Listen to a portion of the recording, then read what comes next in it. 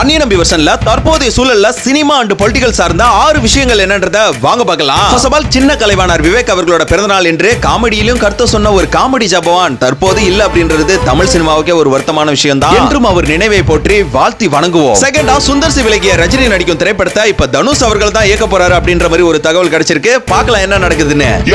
Super ஸ்டாரை வச்சு படம் பண்ண கூடாதா?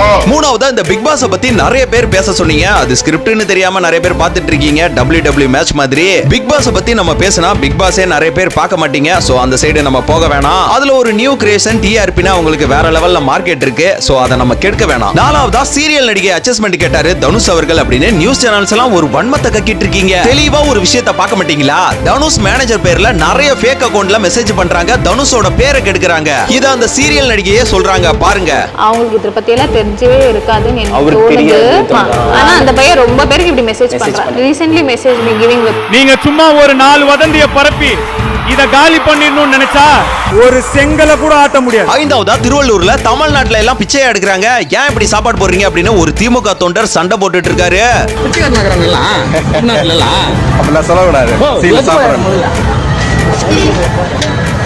ஒருவேளை சாப்பாட்டுக்காக போராடுறவங்களுக்கு தெரியும் அந்த சாப்பாட்டோட வேல்யூ என்னன்றது. திருவள்ளூர்ல மட்டும் இல்லைங்க, சென்னை உள்ளிட்ட பல பகுதிகளிலும் சரி, தமிழ்நாட்டுல சில பகுதிகளிலும் சரி, தாவேகா சார்பா விருந்தகமே இருக்கு. இதே நேரத்துல தூய்மை பணியாளர்கள் 100 நாளை கடந்து போராட்டம் பண்றாங்க. அதுக்கு மதிப்பு கொடுக்க தொப்புல்ல வந்துடுறானுங்க பெரிய சமூக சீர்திருத்தவாதி மாதிரி. ஆறாவதா, தாவேகால இருந்து திமுகவுல இணைந்த தொண்டர்கள். இவங்கெல்லாம் தாவேகாவோட தொண்டர்கள், விஜய் ரசிகர்கள் அப்படின்னு ஒரு ஆதாரத்தை காட்டுங்க, நான் இந்த சேனலையே க்ளோஸ் பண்ணிடுறேன். கூத்தாடுறவன், கும்மாளம் போடுறவன் ஆல்ரெடி கட்சியில இருந்து நீக்கப்பட்டு திருப்பி இப்ப கட்சியில இணைக்கப்பட்ட இவங்க எல்லாம் தாவேகா தொண்டர்களா?